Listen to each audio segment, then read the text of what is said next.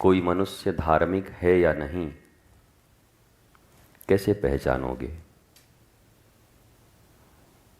खुद तुम धार्मिक हो या नहीं कैसे पहचानोगे? उसका एक ही मापने का यूनिट है, वह मनुष्य कितना निर्भय है, मान अपमान से ऊपर उठा हुआ है,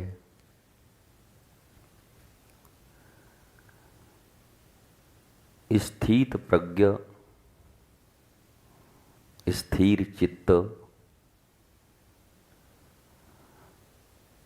और समय के एक एक क्षण का मूल्य पहचानते हुए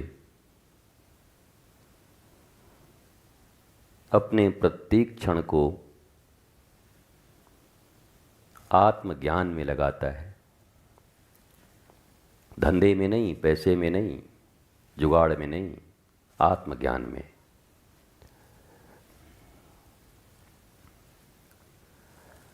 तो आप कहेंगे कि धंधा नहीं करेंगे तो रोटी कहाँ से खाएंगे? ये जितने भी ऋषि, महर्षि, राजा, जनक, पृथु, विक्रमादित्य, परीक्षित, ये सब कौन हैं?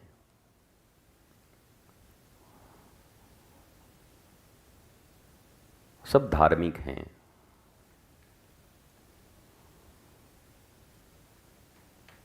धर्म समन्वित कर्म को ही आध्यात्म कहते हैं। ऐसे कर्म जिससे केवल बाहरी चीजों का आहरण नहीं होता, धन, भूमि, पद, बल्कि आंतरिक शांति, प्रेम और आनंद का निर्माण होता है। दोनों यात्राएं साथ चलती हैं।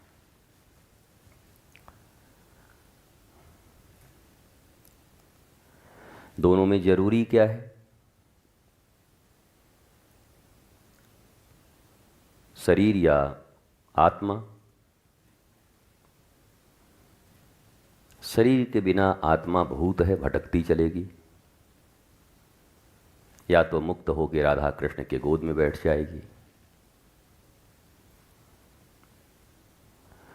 और आत्मा विहीन शरीर नरक का कुंड है। इस शरीर को केवल दुख भोगने का यंत्र ही समझो कि भगवान ने एक ऐसा यंत्र दिया है कि तुम्हें नाना प्रकार से दुख की अनुभूति कराई जाएगी, करो पूरा जीवन। अगर हम आत्मविहीन हैं, ज्ञान विहीन हैं, धर्म और आध्यात्म विहीन हैं, तो ये शरीर माध्यम खलु धर्म साधनम, जो शरीर धर्म की साधना के लिए दिया गया, वो शरीर विभिन्न यंत्रणाओं, दुख और शोक भोगने का यंत्र बन जाता है। अब यह निर्णय आपका है। ये फेसबुक और इंस्टा पे लड़ाई का विषय नहीं है। हैं महाराज जी, तो हम धर्म करें तो रोटी दाल कौन कमाएगा? कमाओ भैया। कहाँ किसने किसकी रोटी दाल पर किस महात्मा ने रोक डाली है?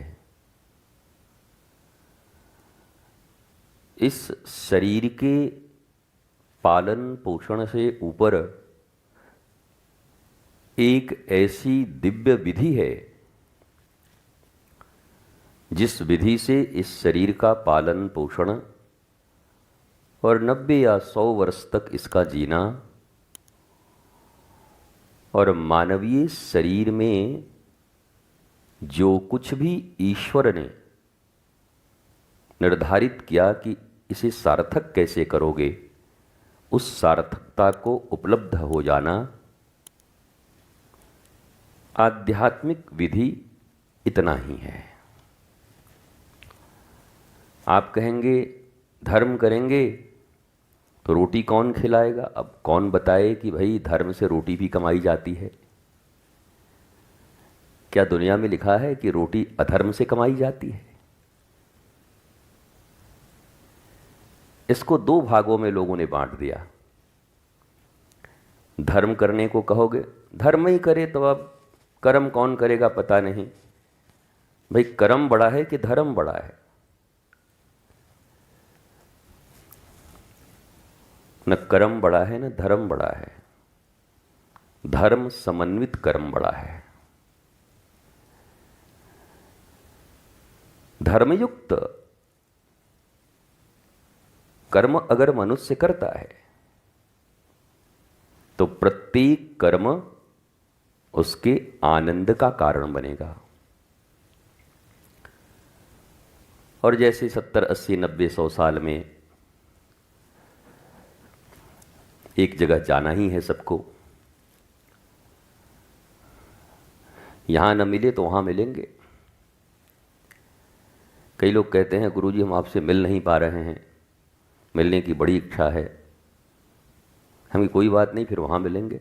मिलना तो है ही, कहीं ना कहीं तो मिलेंगे ही।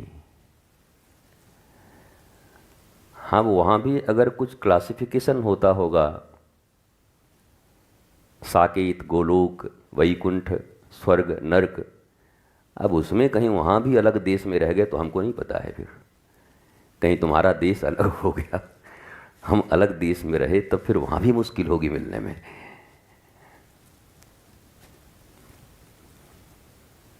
पर इतना ही सार सिद्धांत है। ये जो बड़ी बड़ी किताबें, धर्म ग्रंथ,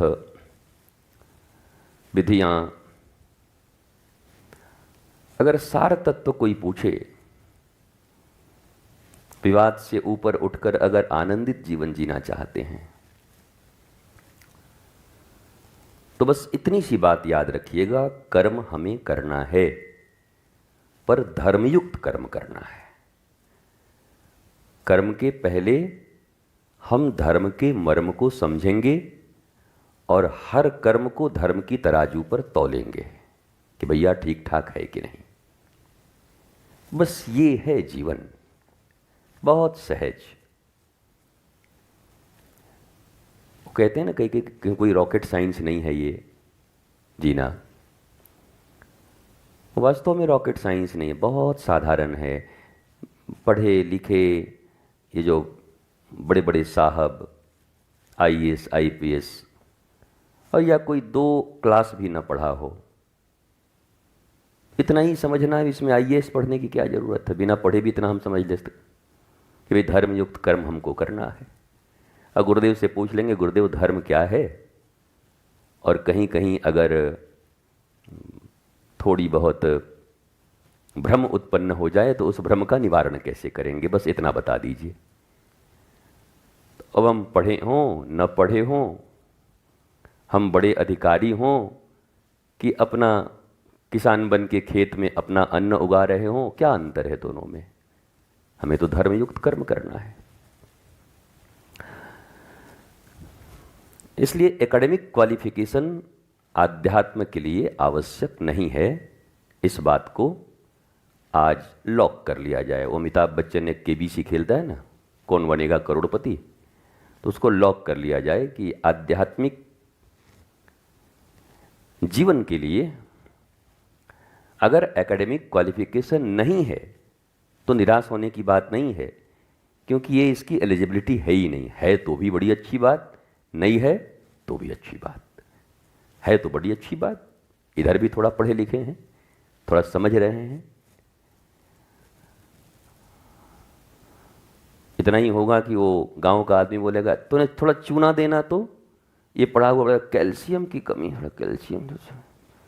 वो इतना ही होगा, थोड़ा नाम में अंतर पड़ जाएगा, थोड़ा इंग्लिश नाम बोलेगा, वो बोलेगा थोड़ा हम आज हम संतरा खाएंगे, और वो जो थोड़ा एकेडमिक क्वालिफिकेशन है मतलब ऑरेंज, आई लाइक ऑरेंज, बस इतना ही अंतर है। वो संतरा तो वही होगा, छिलेगा वही, मुंह में वही पड़ेगा, स्वाद वही मिलेगा। ऑरेंज कहो तब भी और संतरा कहो तब भी, और प्योर गांव की भाषा हम नारंगी खाएंगे आज, नारंगी, तब भी उतना ही अच्छा लगेगा, नारंगी भी।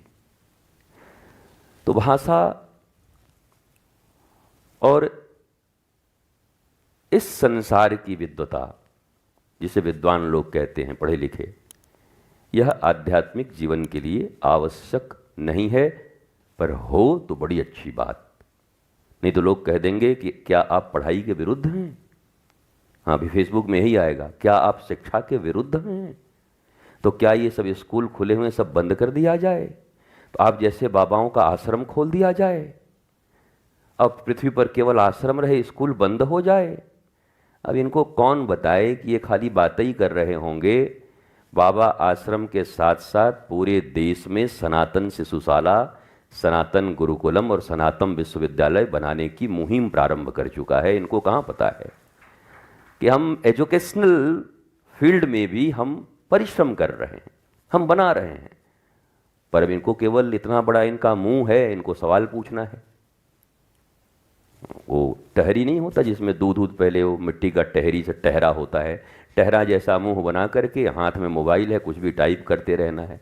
और कुछ तो अदृश्य भूत हैं सोशल मीडिया पर। हम भूत इत्यादि पहले नहीं मानते थे, पर सोशल मीडिया पर आए तब माने कि हाँ भाई, यहाँ शरीर विहीन, मतलब आईडी लॉक किया हुआ, आईडी का पता ही नहीं है, दे गाली, हम के यही भूत हैं ससुरे। ये पहली बार भूत से दर्शन हुआ। ये भूत हम सुनते थे, भूत कहाँ हैं? ये सोशल मीडिया के भूत हैं। वो आईडी भी ओपन करके नहीं रखें, क्योंकि उनको विवाद करना है हर जगह, उनको उसी में आनंद है। नैरेटिव गढ़ने हैं, सब यांत्रिक दुनिया है। यांत्रिक दुनिया में बहुत भरोसा मत किया करो किसी चीज़ पर। ये दुनिया यांत्रिक है, यंत्र से चलती है। रात भर में ये साबित कर दिया जाएगा, अगर चारों तरफ एक साथ न्यूज़ चलना लगे, न्यूज़ जिसके हाथ में हो, कि गंगा जी के पानी में जहर घुल चुका है, कोई मत पीना। बड़े से बड़े पंडित भी नहीं जाएंगे कि अब जान बचे तो लाख हो पाए, चापा नल का पी लें, बाद में देखेंगे गंगा जी का, बाप रे बाप जहर घुल गया। फिर संध्या को आ जाए कि रिपोर्ट गड़बड़ थी और अफवाह था, जम के पीजिए, कोई दिक्कत नहीं है, फिर सब पीना शुरू कर देंगे। तो यंत्रों में इतनी शक्ति आ चुकी है। यंत्र 1 मिनट में आपके कर्मों को रोक सकता है। इसलिए यहाँ बहुत ज़्यादा भरोसा इत्यादि मत किया करिए। ये सब रील्स के ज़माने हैं, सोशल मीडिया इंटरनेट के ज़माने में क्या सच क्या झूठ ये पता कर पाना बहुत कठिन है। इसलिए भरोसा तो अपने गुरु के दिए ज्ञान पर ही करना है कि इसी से हम पहचान पाएंगे कि मामला सत्य है या असत्य है। वो बाहर तो बहुत मुश्किल है। बाहर तो असत्य को ऐसा सजा दिया जाएगा कि सत्य बेचारा कटोरा लेके बगल में खड़ा होकर के कहेगा कि भगवान के नाम पर दे दे बाबा। सत्य खड़ा हो जाएगा अकेला। कुछ पल के लिए असत्य की इतनी महिमा मंडित कर दी जाएगी कि सत्य कोई देखना ही नहीं चाहेगा। तो यांत्रिक जमाने का, सूचना के इस दौर में हम धार्मिक होंगे कि नहीं होंगे, पर भ्रमित होंगे, इसकी पूरी आशंका इस पृथ्वी पर फैल चुकी है। ये एआई के विषय में मैंने कई अच्छी बातें बताई हैं, बड़ी अच्छी बात है। अब ब्रह्मास्त्र अच्छा है या बुरा है? उस जमाने में जो ब्रह्मास्त्र चला करता था वो अच्छा है या बुरा है? सिद्धियां अच्छी थीं या बुरी थीं? भाई सिद्धि पहले थी ना, आदमी गायब हो जाता था, आकाश में उड़ जाता था, कहीं पहुंच जाता था ऋषि महर्षि। अनिल कपूर ने एक फिल्म बनाई थी मिस्टर इंडिया, उसमें वही दिखाया था। वो तो फिल्म में दिखा रहा था, वो सचमुच में भी ये सब चीज़ें की जा सकती हैं, संभव है। अब क्या संभव बोलेंगे आप? हमारी पहुंच कहीं तक नहीं है अभी, तो हमारे लिए वो असंभव है। पर हम जब वहाँ तक पहुँच जाते हैं तो हमारे जानकारी के ज्ञान के जद में आ जाता है, घेरे में आ जाता है। पर जब तक नहीं पहुँचे हैं तब तक हम कहते हैं ऐसा कैसे हो सकता है। इसलिए धीरे धीरे अपनी बुद्धि को, अपने विचारों को बहुत ज़्यादा चारों तरफ बिखेरने की ज़रूरत नहीं है, केंद्रायित करने की ज़रूरत है। बुद्धि बिखरेगी, दुख पाएगी। बुद्धि केंद्र की ओर लौटेगी, आनंद पाएगी। वो शेर और गैया का कीचड़ में दोनों फंस गए, एक गैया एक शेर। अब फंसे तो दोनों दो जगह। वो शेर दौड़ा रहा था गाय को जंगल में, गैया ने मारा छलांग, दलदल था, फंस गई वहाँ। शेर जोश में मारा छलांग तो 4 हाथ आगे फंस गया जाके। अब जब गया तो फंस गया वो भी। अब 4 हाथ की दूरी रह गई। अब खा तो पा नहीं रहा है, दोनों ऐसे ऐसे कर रहे हैं। शेर ने कहा बनका गीदड़ जाएगा किधर, आज तो तेरी मौत पक्की है। तो गैया ने भी, अब गाय तो गाय, गैया समझदार, गैया ने कहा दौड़ रहे होते तब तो हमको पता नहीं था, पर अब जो हालत है अब तो मुझे दिखाई पड़ रहा है कि अब आगे नाथ न पीछे पगहा, धूर में जैसे लोटे गधा। अब तेरा क्या होगा कालिया, हमारा तो मालिक आ रहा होगा शाम तक, ढूंढते ढूंढते हमको निकाल के ले जाएगा, तू कहाँ जाएगा। शेर बोला ऐसा मतलब? बोला हम तो गैया हैं, खूंटे पर नहीं पहुंचेंगे, मालिक लेके लालटेन निकलेगा, ढूंढ निकालेगा हमको। पर उस शेर थोड़े निकालने जाएगा कि हमको भी खा जाए। तुम्हारा कोई है मालिक? मालिक हम खुद ही मालिक हैं। बोला आज हमको पता चलेगा तुम कितने मालिक हो, आज तुम बिना मालिक के हो जाओगे। और हुआ भी वही। शाम को किसान आया, गैया निकाल के ले गया, और शेर गुरगुराता रहा, और गुरगुरा के धीरे धीरे उसमें 3-4 घंटे के बाद शेर नहीं था, केवल मिट्टी थी वहां पर। शेर चला गया, गाय अपने खूंटे पर पहुंच गई। गुरु का ज्ञान या अपने जीवन में समर्पित होना कितना जरूरी है, इस बात को हमारे गुरु ने हमें सिखाया।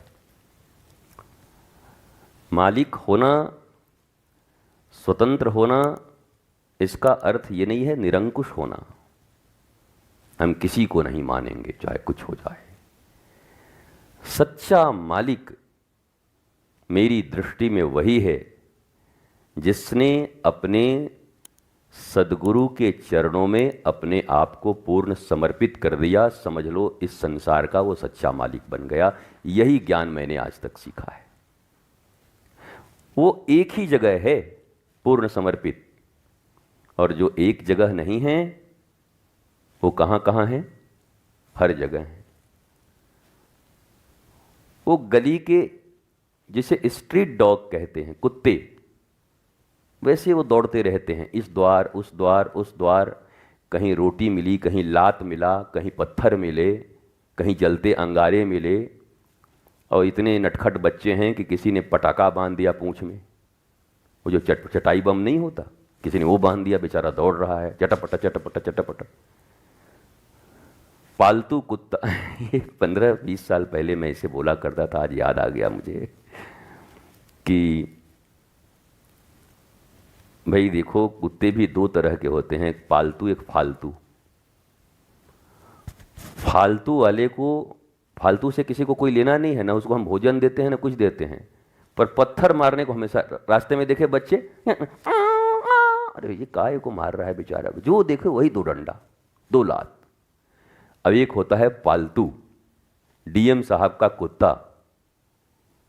सारे अधिकारी भी कुत्ता अगर बीच रास्ते में लेड़ी निकाल दे तो उसकी सफाई में लग जाते हैं। डीएम साहब का कुत्ता है, पूछते हैं कि डीओजी साहब कोई दिक्कत तो नहीं है?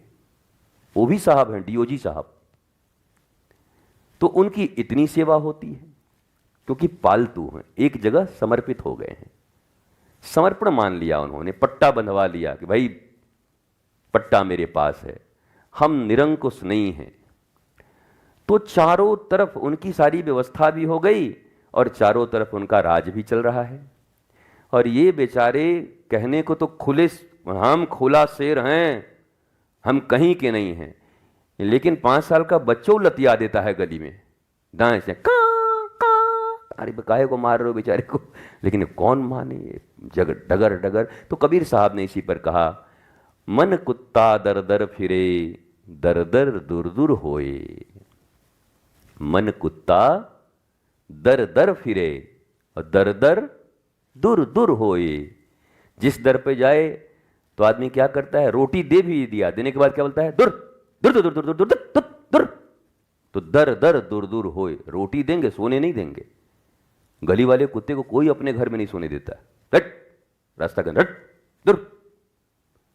तो हमारी भी हालत, अगर हम आत्मज्ञान से नहीं जुड़े, ईश्वर से नहीं जुड़े, गुरु के प्रति समर्पण न रहा, तो हमारा भी हालत इसी दर दर दौड़ रहे कुत्ते की तरह होता है। रोटी इत्यादि मिलने में कमी नहीं होती, ऐसा नहीं कि स्ट्रीट डॉग मर जा रहा है खाए बिना, रोटी दाल तो उसकी भी व्यवस्था हो रही है, उसको भी रोटी दाल सब मिल रहा है, लेकिन जगह जगह अपमान भी मिल रहे हैं। यद्यपि एनिमल लॉज के अनुसार हम इसकी भर्त्सना करते हैं और ये मानवता के खिलाफ है कि सड़क पे खड़े किसी जीव को कष्ट दिया जाए, क्योंकि वो भी प्रकृति का एक हिस्सा है। प्रकृति पर उतना अधिकार उसका भी है जितना आपका है। वो बेचारा अपना पूंछ लेके घूम रहा है गली में, हाँ अब वो पागल हो जाए, लोगों को काटने लगे तो उसका उपाय फिर हो जाता है, लेकिन अगर ठीक ठाक है, घूम फिर रहा है, 2-4 रोटी अपनी व्यवस्था कर रहा है, तो करने दीजिए, उसका भी अधिकार है। लेकिन अभी उस संदर्भ में हम बात नहीं कर रहे, बात कर रहे हैं पालतू और फालतू में क्या अंतर होता है। फालतू को भी रोटी दाल मिलती है, लेकिन कुटाई हो के जगह जगह, कब कहाँ कुटाई हो जाए कुछ पता नहीं, और पालतू अपना पड़ा हुआ है ताव के साथ, और न खाए तो आजकल तो रील देख करके कितने लोगों को मैंने सुना। एक आदमी तो हमारे बगल में ही हनुमान मंदिर में खड़ा था, बुदबुदा रहा था, हे प्रभु इंसान के रूप में तो बहुत दुख पाया, अंबानी के घर में कुत्ता बना देना। हम कह रहे यार ये कैसा आदमी, क्या बोल रहे हो? नहीं गुरुदेव हम सही बोल रहे हैं। क्या सेवा है बताइए, एक बार अगर वहाँ हम कुत्ता बन जाते, वो कुत्ता बनने को राजी है, ऐसे गोद में ले करके बड़े बड़े रोल्स रॉयस में घूम रहा है, अब बढ़िया ऐसे निकाल करके मुंडी ऐसे पूरा देख रहा है चारों तरफ, आनंद ही आनंद ले रहा है। वो कुत्ता रोल्स में घूम रहा है और ऐसा अपना जीभ निकाल के ऐसे करके दुम हिलाते हुए, और आदमी निकल करके भगवान के नाम पर दे दीजिए बाबूजी, बेटा देखिए ऐसे, कुत्ता मुस्कुरा रहा है कि कुत्ता कौन है आज हमको समझ नहीं आ रहा है, मैं कुत्ता हूं कि ये कुत्ता है। कुत्ता भी कंफ्यूजन में है, कुत्ता है कौन। इसी पे लोग कहते हैं सब कर्मों का खेल है गुरुजी। तो जब इतना ही पता है तो कर्म ठीक रखो ना। हम भी तो वही कह रहे हैं, सब कर्मों का खेल है। खेल है मतलब धर्मयुक्त कर्म न हुआ तो हमें, अगर ये जन्म इत्यादि योनि इत्यादि होते, मैं बार बार अगर शब्द का प्रयोग करता हूं, इससे बहुत धार्मिक लोग मुझसे नाराज भी होते हैं। महाराज जी आप इतने बड़े आसन पर बैठकर, और आपको पता है कि पुनर्जन्म होता है, और फिर भी आप अगर लगा देते हो, शंका कर देते हो। तो हम ये कहते हैं कि भाई आपको अपना पुनर्जन्म याद है क्या? बताइए। नहीं याद है।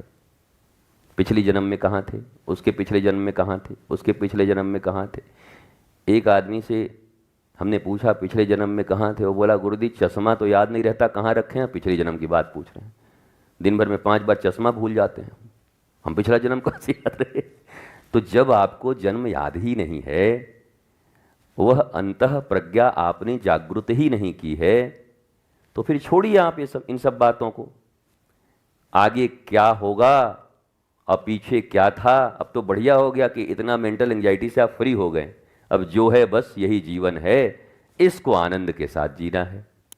कितना आसान हो गया इस जीवन को नियंत्रित करना, इस जीवन को प्रतिक्षण धर्म संयुक्त जीवन जीना, प्रतिपल एक बार धर्म की तराजू पर अपने कर्म को तौलते जाना। कर्म करते समय बस इतनी सी सावधानी अगर मनुष्य रखे कि धर्म की तराजू पर उसे तौल दे, तो मनुष्य को न वर्तमान में दुख होगा और न आने वाले भविष्य में उसको दुख होगा। उसका जीवन आनंद, प्रेम और शांति से भरा रहेगा। पर सावधान, विचार और कर्म सदा धर्म की गलियारे से निकलना चाहिए।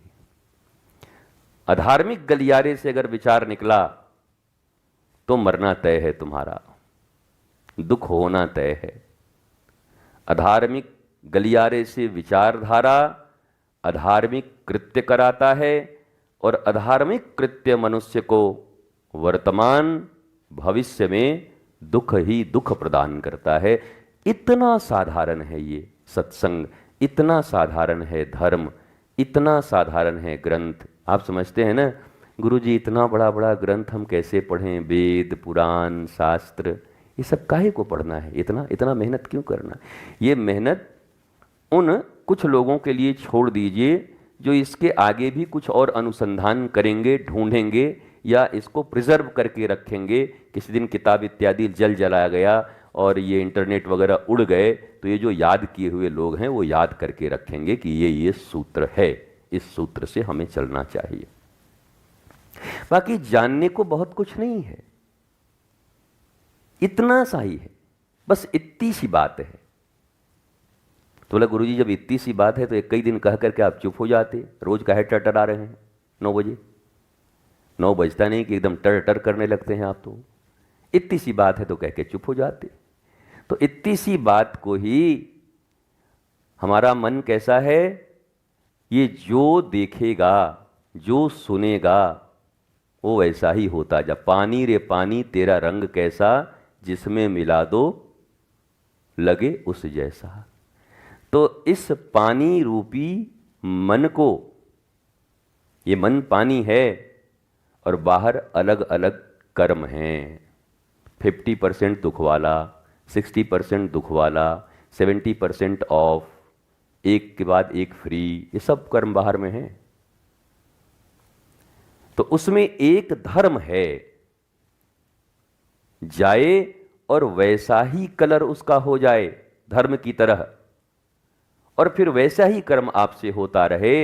इसके लिए रितेश्वर को रोज 9 बजे आधे घंटे टरटराने पड़ते हैं कि ये जब टरटराएंगे तो हमारा मन उसी धर्म के गलियारे में विचरण करेगा, हमारा मन इसी धर्म के गलियारे से आगे बढ़ता जाएगा।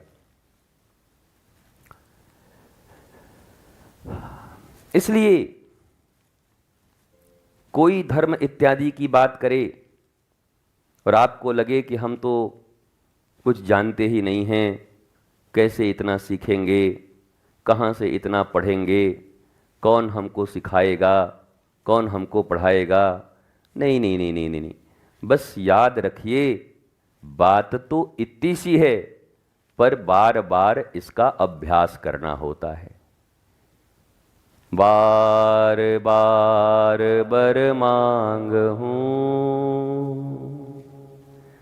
हरसि देहु श्री रंग, पद सरोज अन पायनी, भक्ति सदा सत्संग। बात तो इतनी सी है, वो तो शिवजी भी एक बार में जान गए होंगे और तो सब जानते ही पहले से। पर जब भगवान रंगनाथ से उन्होंने वरदान मांगा तो उन्होंने भी कहा कि प्रभु 9 बजे आप भी थोड़ा टरटरा लीजिएगा। क्यों? बोला हम भूल न जाएं। बार बार बर मांगहु हर सिदेहु श्रीरंग, पद सरोज अन पायनी, भक्ति सदा सत्संग। ऐसा नहीं कहा कि कार्तिक महीना के पूर्णिमा के दिन सत्संग, मंगलवार को सत्संग, रविवार को सत्संग, एकादशी को सत्संग। भगवान शिव ने कहा सदा सत्संग। अब सदा में तो क्षण क्षण आ गया, कुछ बचा ही नहीं। तो बोलिए कि तब महाराज जी अब 24 घंटे आप बोलिए। फिर अब तो हम 24 घंटे नहीं बोलेंगे, सत्संग के स्वरूप अलग अलग होते हैं। भगवान का नाम भी उतना ही पवित्र है जितना भगवान का गुण, जितना भगवान का रूप, जितना भगवान का धाम। नाम, रूप, गुण, धाम, इन चारों में से किसी एक की स्मृति बनी रहे तो ये तीनों अपने आप चले आते हैं पीछे पीछे। धाम याद कर, वृंदावन धाम, तो क्या वृंदावन धाम? वृंदावन याद आते ही श्री कृष्ण याद आ गए, और श्री कृष्ण का वो छोटा सा रूप याद आ गया, नटखट कन्हैया याद आ गए। अब उनके गुण नजर आने लगे कि कन्हैया कितने गुणवान हैं। नाम आया तब भी रूप आएगा, तब भी गुण आएगा, तब भी धाम आएगा, और धाम पहले आया तब भी रूप आएगा, तब भी नाम आएगा, तब भी गुण आएगा, और गुण ही याद आ गए, भगवान के गुण ही याद आ गए। बोला इतना दयालु कौन हो सकता है? तुलसीदास कहते हैं ना कि इतना दयालु इस जग में कौन हो सकता है? तो तुलसीदास कहते हैं हमारे राम। मतलब गुण भी याद आया तब भी नाम याद आ गए, तब भी रूप याद आ गया, तब भी धाम याद आ गए। तो इन चारों में से किसी की स्मृति हो, किसी की भी, तो सत्संग चल रहा है। इन चारों में से कोई भी स्मरण बना रहे यहां पर, अरे हम वृंदावन धाम में हैं, यह स्मरण ही आपको धर्म के पथ पर चला देगा। और वृंदावन में रह के भूल गए कि हम धाम में हैं तो न जाने कितने पाप करवा देगा इसी धाम में।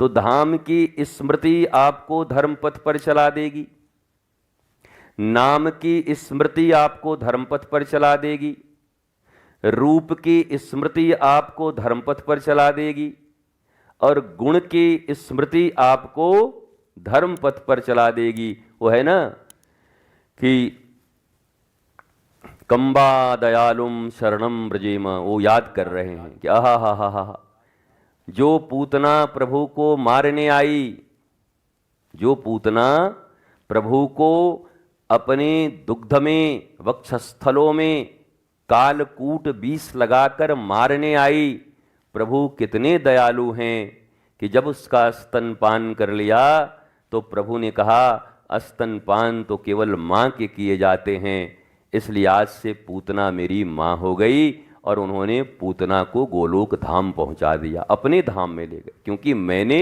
माँ के दुग्धपान किए हैं। श्लोक कहता है कंबा दयालु शरणं ब्रजेम।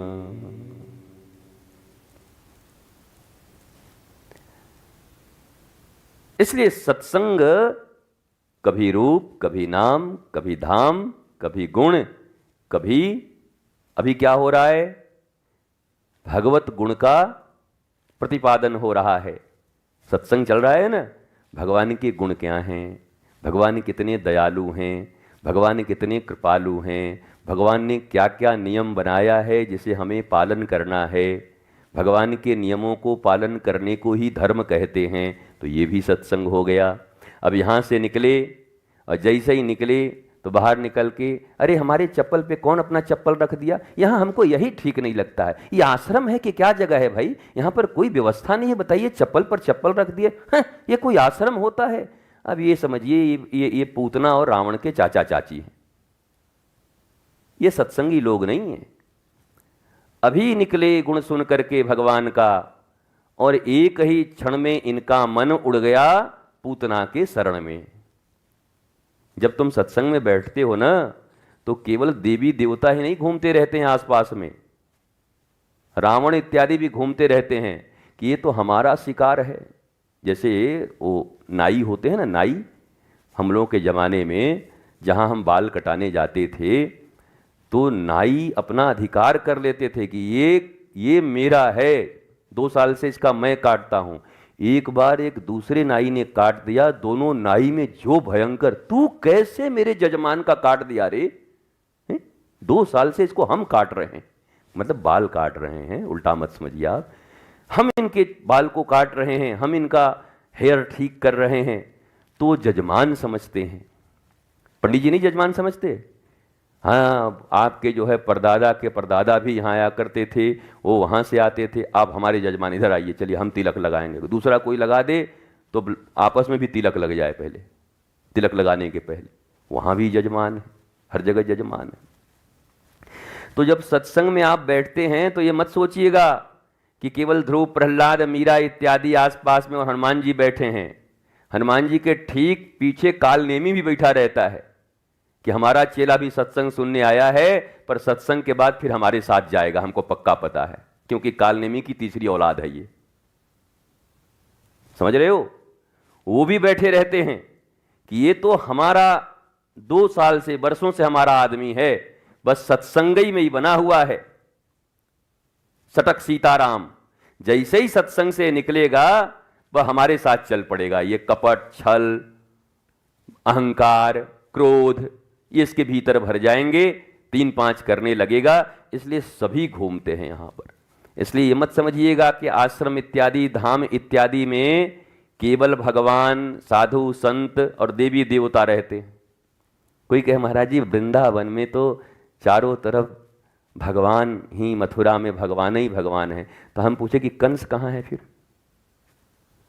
भाई कंस ही यहाँ का राजा रहा है, तो कंस को तो महाराज जी मार दिया। हम क्या, अरे औलाद फौलाद कोई तो होगा ना, खून उसका डीएनए तो होगा कि नहीं? डीएनए खत्म हो गया होगा? डीएनए तो खत्म नहीं होता ना। भगवान राम का डीएनए है तो कंस और रावण का भी डीएनए चल रहा है। वो डीएनए वाले भी लोग बैठे हुए हैं, यहाँ नहीं कहीं और होंगे। आप लोग तो सब राम के संतान हैं, राम सीता सबकी संतानें हैं आप। तो हर प्रकार के लोग होते हैं, हर तरह के लोग होते हैं। इसलिए भगवान शंकर ने कहा कि रंगनाथ भगवान, सत्संग अगर मुझे देना है तो सदा दीजिएगा। तो अब ये प्रश्न का समाधान हो गया। अगर कोई पूछे कि कब तक सत्संग करें, कितने दिन तक करें, कितनी आयु से शुरू करें, कौन घटिका में शुरू करें और कौन मुहूर्त में बंद करें, तो भगवान भोलेनाथ ने इसका जवाब दे दिया कि सदा सत्संग करें।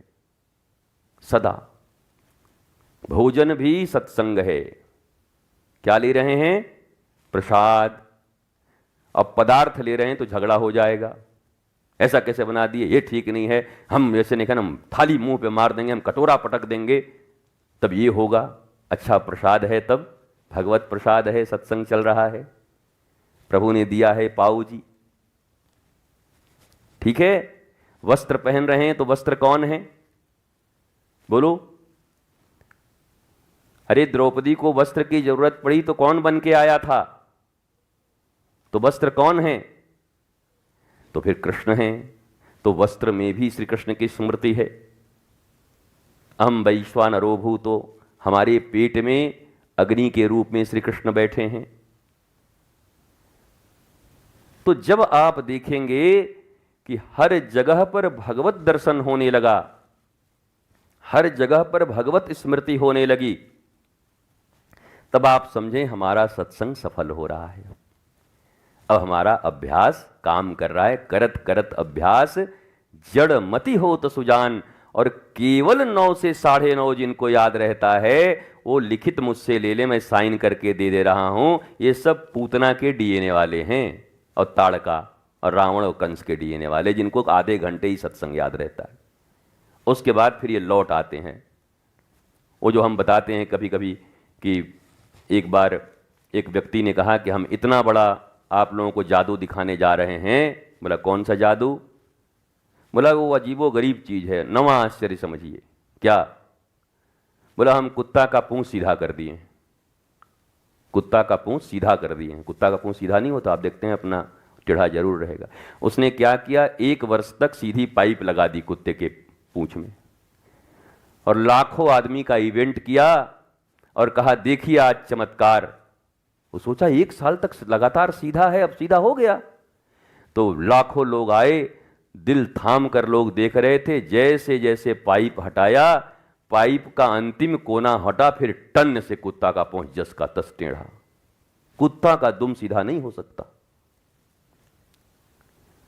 तो ऐसे ही जिनमें डीएनए उन लोगों के हैं, आप कहते हैं ना एक ने लिखा हमको कि महाराज जी आपके वृंदावन में ही तो कम, आप लोग वृंदावन में रहते हैं, अयोध्या में रहते हैं, वहाँ कम फ्रॉड लोग रहते हैं, बहुत फ्रॉड लोग रहते हैं। वहाँ भी धर्म के नाम, हमारा नाम भाई रितेश्वर जी है, तुम टरटराओ मत। ये बैठे बैठे लैपटॉप टरटरा रहा है कि आपका नाम क्या है बताइए, बताओ।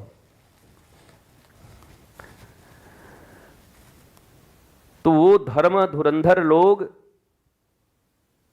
जिनके डीएनए वहां से आते हैं, अब ये नाराज ना होइएगा, डीएनए का मतलब डीएनए तो है, इसको आप खारिज नहीं कर सकते। अगर कोई ऐतिहासिक पुरुष रहा है तो वो डीएनए आज भी कैरी कर रही है, वो जाएगा नहीं, कहीं ना कहीं तो जाएगा, होगा, चलेगा। तो नियंत्रित तो हो सकता है। बोले महाराज जी तब कैसे होगा, जब ऐसा मामला बन गया? तो बनेगा जब हिरण्यकश्यपु और कयाधु के घर में प्रहलाद आ सकते हैं, तो भले ही हम लोगों में कुछ गड़बड़ी हो, हम लोग क्यों नहीं प्रहलाद बन सकते? सत्संग की महिमा, गुरु की महिमा, कृपा से हम भी बन सकते हैं, हो सकता है। संभावनाएं हैं, पर उन संभावनाओं को सत्य करने के लिए आपको पुरुषार्थ करना होगा। पुरुषार्थ जरूरी है, प्रार्थना और पुरुषार्थ दोनों जरूरी है। केवल पुरुषार्थ से काम नहीं बनेगा, परिश्रम से, और केवल प्रार्थना से भी काम नहीं बनेगा। दो प्रकार के लोग हैं, एक खाली प्रार्थना ही किए मरे जा रहे हैं और एक खाली कुदालाई चलाई मरे जा रहा है, मानने को तैयार ही नहीं है। एक जगह 3-4 मजदूर काम कर रहे थे, 5 मजदूर। तो एक से पूछा क्या भैया क्या बन रहा है? हमको क्या बन रहा है, हमको 500 शाम को लेना है, जाना, क्या बन रहा है नहीं बन रहा है, हमारा काम है ईंट ढोते ढोते जिंदगी बर्बाद हो गई, भगवान कैसा घर जन्म दे दिया, राम राम राम राम। 200 गाली दिया अगले आदमी को। आदमी कहा कहाँ पूछ दिया यार इससे। दूसरे से पूछा भैया क्या हो रहा है? अरे वो क्या है, हम तो अपना काम, मंदिर बन रहा है, सुने हैं मंदिर बना है, उसी में काम लगा हुआ है, 15 दिन तक यहाँ काम करेंगे, अपना तो काम है, बस मिल गया है, ठीक है। तीसरे से पूछा तो आंखों में आंसू थे। क्या? बोला हमको भगवान ने हमारे कर्मों से मजदूर बनाया, पर मजदूर भी बनाया तो भगवान की कृपा देखिए कि कोई शराब का ठेका बनाने के लिए हमें मजदूरी में नहीं लगाई, बल्कि अपने मंदिर बनवाने के लिए ठाकुर जी ने हमें लगाया हुआ है। संध्या को जो पाएंगे उससे अपने परिवार को ठाकुर जी का मंदिर बनाएंगे और अपने परिवार का पालन करेंगे। काम तो एक ही कर रहे थे तीनों।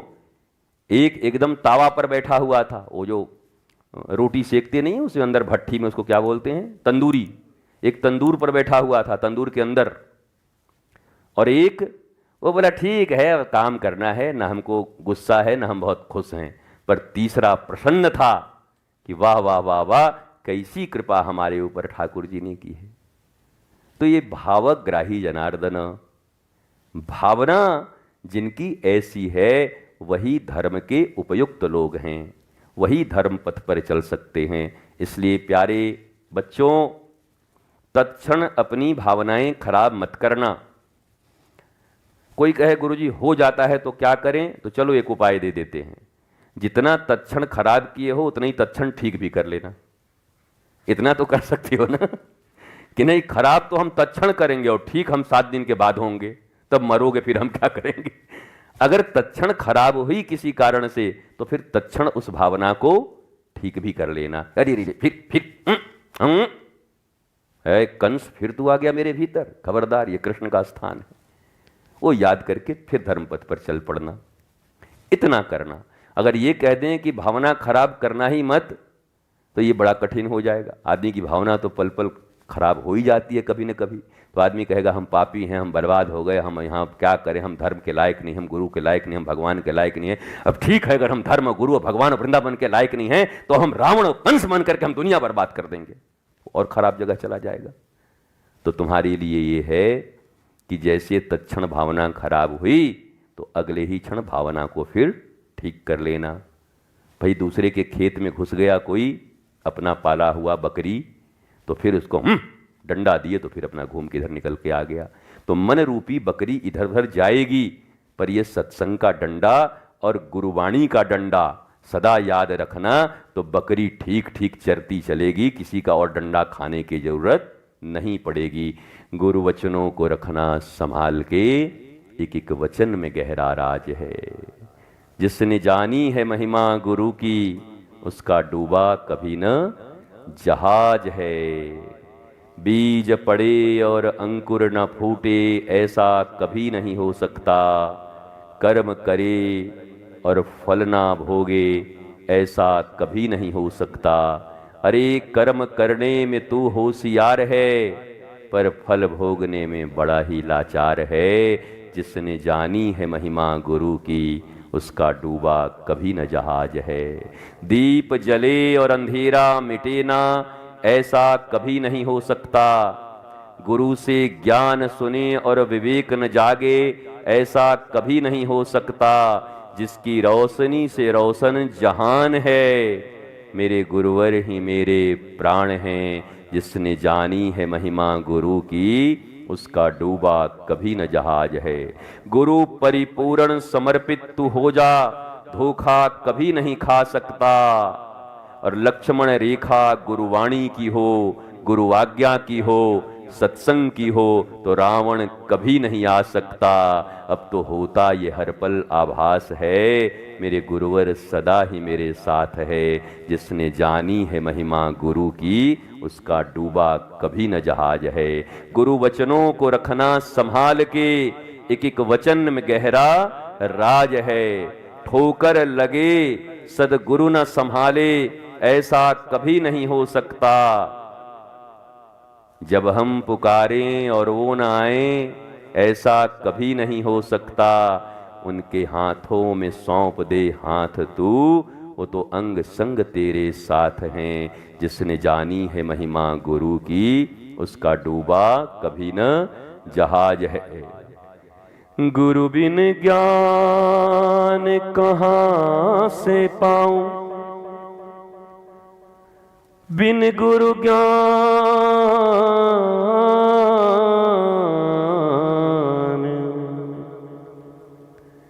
कहाँ से पाऊं, बिन गुरु ज्ञान कहाँ से पाऊं। गुरु बिन ज्ञान कहाँ से पाऊं। दीजो दान मेरे गुरुवर, मैं सदा ही सत्संग में जाऊं। बिन गुरु ज्ञान कहाँ से पाऊं। बिन गुरु ज्ञान कहाँ से पाऊं। गुरु बिन ज्ञान कहाँ से पाऊं। गुरु बिन ज्ञान कहाँ से पाऊं। कहाँ से पाऊं। जय जय श्री राधे, जय जय श्री राधे, जय जय श्री राधे। नमः पार्वती पतये, हर हर हर महादेव। शंभो शंभो शंभो।